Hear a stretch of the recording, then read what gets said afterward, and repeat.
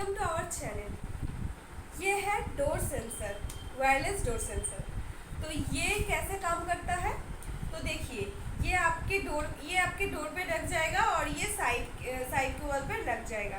तो जब आप डोर बंद करोगे तो ये दोनों ज्वाइन हो जाएंगे, और जब कोई अगर आपके एब्सेंस में आपका डोर खोल के या तोड़ के आना चाहे तो ये अलग हो जाएगा, और जब भी अलग हो जाएगा तब भी जोर से सायरन बजेगा और आपके फ़ोन पे मैसेज और कॉल आ जाएगा। तो आप अलर्ट हो जाओगे कि आपके घर पे ज़बरदस्ती कोई घुस रहा है या फिर कोई इंसिडेंट होने वाला है।